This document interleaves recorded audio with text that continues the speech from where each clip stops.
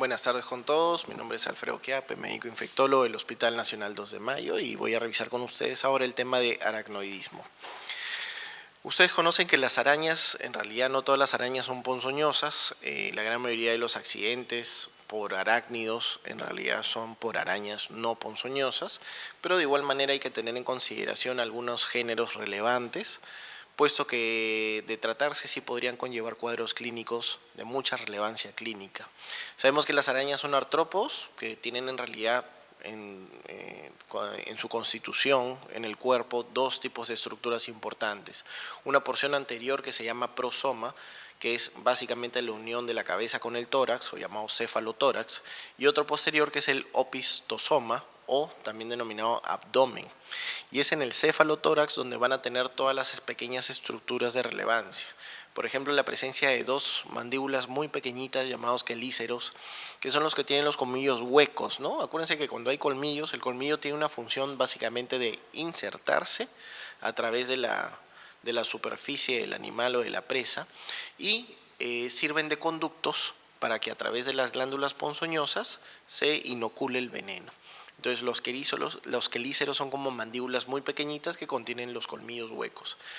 La presencia de ojos, que pueden oscilar entre 6 a 8 ojos dependiendo del arácnido, 4 pares de patas, y las glándulas en el cefalotórax son las que producen el veneno que se vacían hacia los colmillos a través de un conducto, ¿no? Que es lo que les he mencionado. Muy bien, entonces acá podemos visualizar en este esquema el cefalotórax del arácnido, la cabeza fusionada pues con el tórax, y la porción posterior que es el opistosoma, que es el abdomen, ¿no? Acá lo visualizamos ya en vivo e indirecto, ¿no? Una clásica tarántula bastante grande, no ponzoñosa, dicho sea de paso, pero que puede permitirnos visualizar muy bien la región del cefalotórax o del prosoma y del opistosoma o del abdomen. Y acá, ya viendo un poquito más de cerca, vemos que en el diagrama o en la fotografía de la derecha podemos observar en la zona del cefalotórax la presencia de 4 pares de ojos. Estos ojos a veces están tan pegaditos que semejan como si fuese una sola estructura, sin embargo son 4 pares de ojos los que podemos observar en este momento. Y también vemos ahí los quelíceros que contienen los colmillos, y esos son justamente los que van a servir de conductos para la inoculación del veneno. Sabemos que taxonómicamente, a su vez, la clase arácnida involucra no solamente a las arañas, sino también a los escorpiones y también a los ácaros. Es decir, son muchos los géneros de relevancia clínica, pero también hay un buen número de ellos que no tienen ningún tipo de importancia desde el punto de vista médico, ¿no? Todas las arañas son depredadores carnívoros, la mayoría produce su veneno para matar o para digerir a la presa. Quiere decir que el veneno contiene una serie de enzimas digestivas que le ayudan pues a descomponer la estructura del organismo y así poder alimentarse. Algunas lo hacen pues atrapando a la presa a través de tejer una telaraña y simplemente esperar, y otras lanzan la telaraña a manera de captura, ¿no? Muy bien, entonces habiendo dicho esto y habiendo observado someramente la clase arácnida, vemos que dentro de esta encontramos el orden Araneae y dentro dos familias importantes, la familia Theridiidae, en donde encuentro a la especie, o mejor dicho, al género Lactrodectus, en donde la especie Lactrodectus mactans nos importa muchísimo desde el punto de vista clínico, es la clásica viuda negra, mientras que la familia Sicaridae conlleva o contiene el género Loxosceles, en donde la especie Loxosceles laeta es la que nos va a dar mayor importancia desde el punto de vista clínico. Miren cómo son arañas muy pequeñas, ¿no? Las justas sobrepasan los 3 centímetros y con las patas extendidas a las justas llegan a los 4 centímetros o poco más de 4 centímetros. De igual manera la viuda negra, ¿no? Que es lo que vamos a ver con detalle más adelante. Entonces, empezando por las especies del género Loxosceles, hemos mencionado el Loxosceles laeta, que es la de mayor trascendencia clínica, es conocida también como la araña casera o la araña violín, y eso es porque tiene una estructura en el cefalotórax que les voy a enseñar, que semeja literalmente un violín y que podría por ello ser también identificada, ¿no? Desde el punto de vista morfológico. Está ampliamente distribuida en el territorio nacional, sin embargo ustedes deben de tener en cuenta que el accidente por las arañas del género Loxoceles generalmente son accidentes que se llevan a cabo en la costa. Es raro verlo en otras áreas geográficas del país. Generalmente es la costa, la región geográfica con mayor frecuencia de casos. Se encuentra, es una araña que tiene generalmente mayor predominancia en el ámbito domiciliario, ¿no? Entonces lo encuentras en los muebles, detrás de los cuadros, rincones de habitaciones, aquellas zonas donde pocas veces se remueve el artefacto o el inmueble, y que por ende ahí es donde encuentra su nicho, ¿no? También lo puede encontrar en la zona extradomiciliaria, pero principalmente es una araña domiciliaria, como repito. El color varía de amarillo a pardo, y ahí ustedes pueden visualizar que tiene 3 pares de ojos, ¿no? Tiene 6 ojos, y viendo la imagen del lado derecho, ustedes van a poder observar desde la visión panorámica esta estructura de violín que tiene en el cefalotórax. Si lo ven con mucha paciencia, van a poder identificar el violín sobre el cefalotórax. Literalmente está en la porción ventral del cefalotórax. El cuerpo mide de 10 a 15 milímetros de largo y con las patas extendidas, en realidad de 42 a 45 milímetros, muy pequeña. Y acá hay un esquema del violín, ya para los que no pudieron verlo en la imagen anterior, mucho más claro, ¿no? Eso ya son esquemas, son diagramas. Voy a regresar para que lo vean otra vez. Ahora sí lo visualizan en la imagen de la derecha, ¿no es cierto? Mucho más claro. Y en la imagen de la izquierda, sí, ahora que ya lo han identificado, también lo van a ver desde otro ángulo, ¿no? Entonces, por eso se denomina araña violín, y esta es una de las estructuras que permita su identificación. Entonces, técnicamente, solamente por hablar de algunos términos específicos, vamos a colocarle como nombre accidente loxocélico a la mordedura del arácnido del género Loxoceles, mientras como loxocelismo al envenenamiento producido por la mordedura de la araña, específicamente Loxoceles laeta. El veneno de esta araña tiene 9 proteínas importantes que tienen una acción proteolítica necrosante, hemolítica y procoagulante. ¿Qué quiere decir? Que el veneno me puede dar compromiso local y también me puede dar compromiso sistémico. La enzima de lejos más trascendente que constituye el veneno o que forma parte de la constitución del veneno en la araña del género Loxoceles laeta es la esfingomielinasa D, que causa dermonecrosis y también causa hemólisis. Y esto lo hace básicamente generando daño directo a la esfingomielina de las membranas celulares, hemólisis a través de la activación del complemento y una gran respuesta inflamatoria con liberación de tromboxanos, leucotrienos, prostaglandinas, neutrófilos, con agregación plaquetaria y trombosis vascular. Tiene otras enzimas también el veneno como hialuronidasas, hemolicinas, y que la hemólisis me puede llevar a hemoglobinuria e injuria renal aguda. Pero si hablamos del cuadro clínico, de lejos el cuadro clínico más frecuente es el loxocelismo cutáneo, es decir, el compromiso local, en donde se observa en el 81-84% de los casos. Mientras que el cutáneo visceral o sistémico lo observamos en el 16 a 19% de todos los cuadros.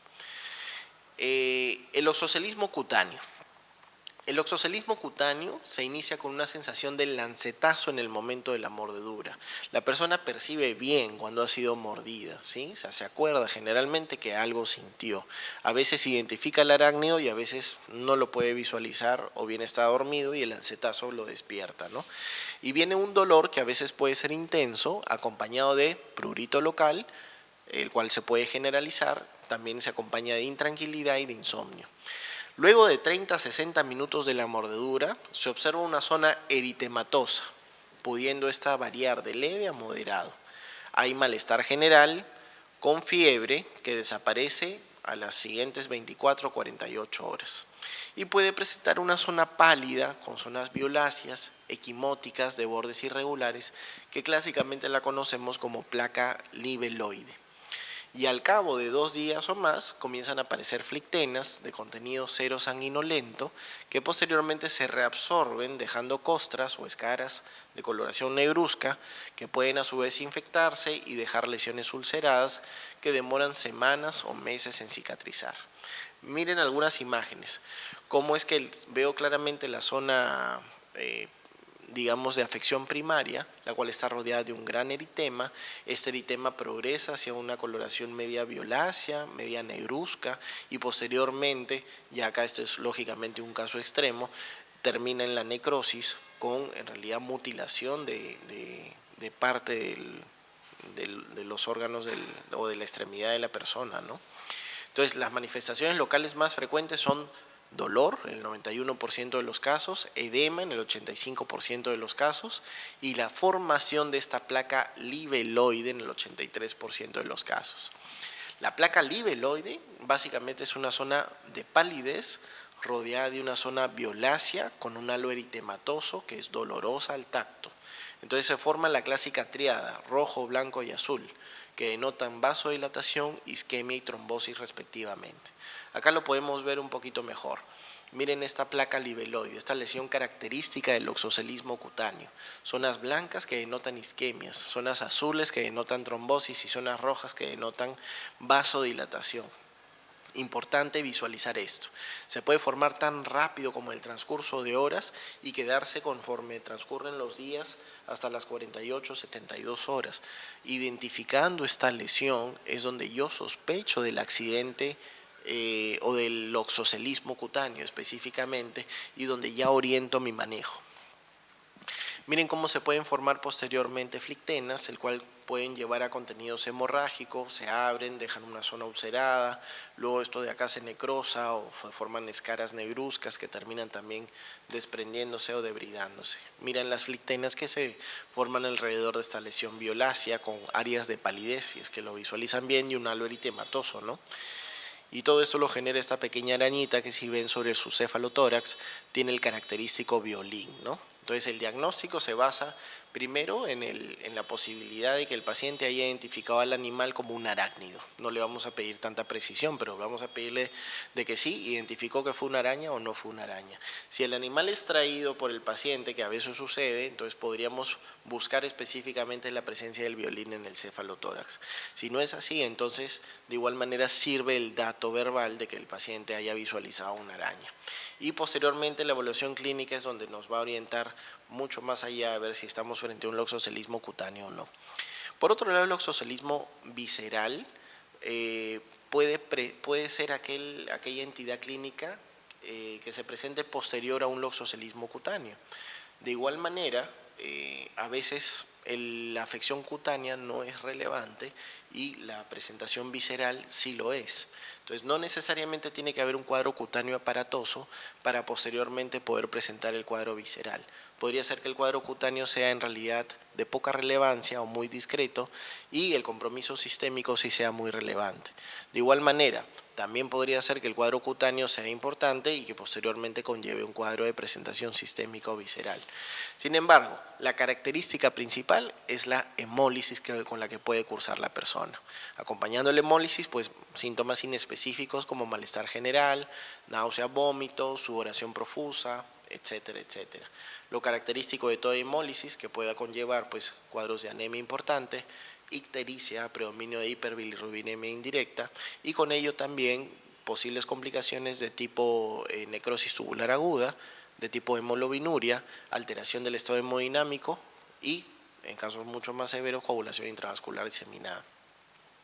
Antes que la lesión cutánea alcance su completa evolución, puede producirse también la muerte dentro de las siguientes 48 o 96 horas por complicaciones debidos a injuria renal aguda, acidosis metabólica, trastornos hidroelectrolíticos y sepsis. Ojo, importante tener esto presente, no existe relación entre el tamaño de la lesión local y el compromiso visceral. Y la letalidad depende del diagnóstico precoz, el manejo adecuado y incluyendo el manejo de las complicaciones. Lógicamente, dentro del diferencial vamos a tener que tener presente otras infecciones de la piel como celulitis, linfangitis, faseitis, necrotizante, etcétera, cuadros no infecciosos tipo vasculitis o traumas, y clasificar el accidente dependiendo del cuadro clínico. Leve, si es que después de 24 horas la lesión se limita a una lesión violácea, equimótica y de pequeña necrosis local, o si después de las 72 horas el paciente no cursa con hematuria, hemoglobinuria o anemia o disminución del volumen urinario. O aquellas severas cuando la lesión es extensa, acompañada de flictenas hemorrágicas, con además presencia de hematuria, hemoglobinuria, anemia severa, ictericia, oliguria, anuria, y finalmente esto puede llevar a la muerte. Entonces hay que tener en cuenta la clasificación. Debemos tener en cuenta también las medidas básicas de acción, ¿no? Hidratar al paciente, brindarle analgesia, tratar de calmarlo, son medidas muy estandarizadas. Recuerden que la antibiótico-terapia únicamente se brinda si es que es necesaria, no se brinda de forma rutinaria. Y la captura del arácnido en realidad no es algo que se recomiende, pero en algunos casos se da y hay algunas indicaciones para saber a dónde direccionarlo, principalmente en el Instituto Nacional de Salud, que acá se las dejo, ¿sí? El manejo hospitalario pues va a ser de suma relevancia y el manejo hospitalario básicamente va a radicar en la administración del suero antiloxoceles.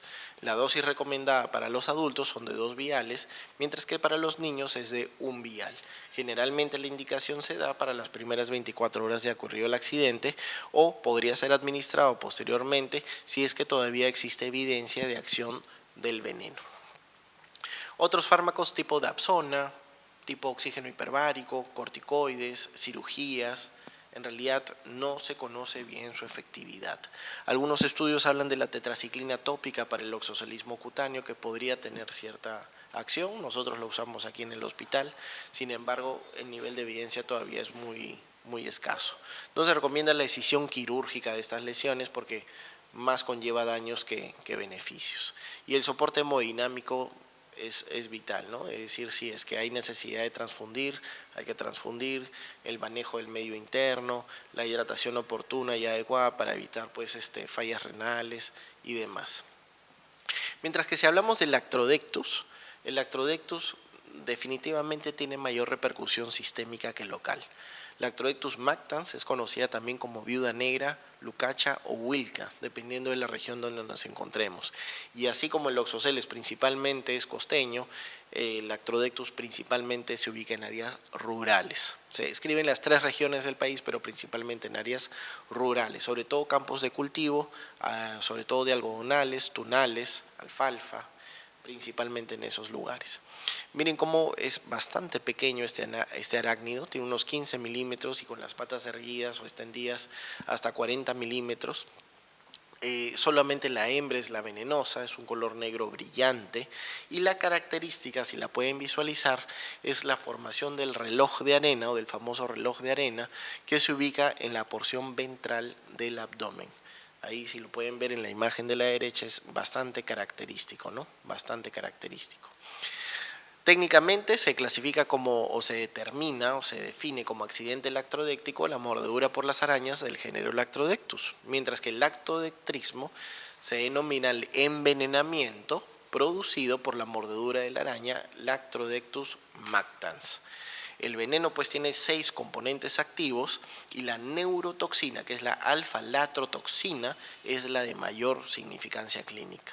Esta abre canales de calcio con una liberación excesiva de acetilcolina y norepinefrina, por ende voy a tener una acción tanto colinérgica como acción de catecolaminas de forma importante, es decir, simpática también, en la unión neuromuscular y excesiva despolarización muscular. Entonces, va a haber una sensación de ardor punzante en la zona de la mordedura, breve, por lo general casi no hay lesión local, recuérdense que localmente casi no tiene relevancia, más es su acción sistémica, y en ocasiones se presenta con una pequeña lesión rojiza, casi invisible, pero después de 20 minutos va a comenzar a haber edema local, dolor, rubicundez, acompañado de angustia, temor, incremento del dolor que se irradia hacia todo el cuerpo y se acentúa a nivel de cinturas y extremidades. A los 30 a 120 minutos va a haber una zona pálida perilesional, que es clásicamente descrita como lesión en diana o en halo. A veces no se presenta, pero si se presenta es muy característica una lesión en diana o en halo, y comienzan a haber contracturas musculares y a nivel de pared abdominal, a nivel de pared torácica, estas se ponen rígidas, es decir, hay zonas de contracturas, hay zonas de espasticidad muscular, y luego se acompañan de síntomas colinérgicos como sudoración profusa, cialorrea, lagrimeo, hiperreflexia, de repente una falta de sincronía en los movimientos respiratorios, taquicardia, que a veces va a la bradicardia, es decir, hay una mezcla entre estímulo simpático y también colinérgico, y eso me puede llevar a arritmia cardíaca, hipertensión arterial, parálisis vesical e intestinal con disminución del volumen urinario, es decir, es un accidente bastante aparatoso desde el punto de vista sistémico. Si pueden ver ahí con cautela las lesiones en diana en en el dorso de este individuo y también en esta extremidad, ¿no? Que son en realidad cuando se presentan bastante características. Sin embargo, repito nuevamente, el compromiso sistémico es el más relevante. Este cuadro clínico experimenta exacerbaciones y atenuaciones sucesivas, disminuyendo la intensidad y la crisis hasta desaparecer en la convalecencia. Generalmente los síntomas agudos duran de 2 a 3 días específicamente, y después de este tiempo los dolores y las contracciones disminuyen, dejando a veces mialgias, astenia, lasitud y parestesias, es decir, se suele revertir, ¿no?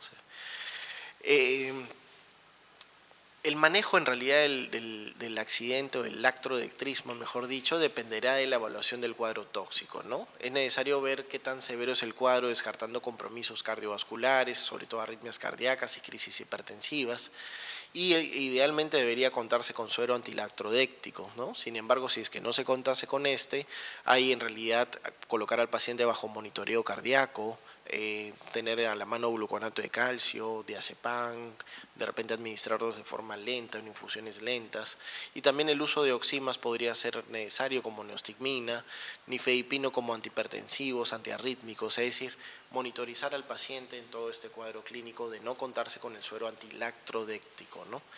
El paciente lógicamente debe ser hidratado de forma enérgica a fin de corregir todo lo que sea posibles fallas renales, alteraciones electrocardiográficas, etcétera, etcétera.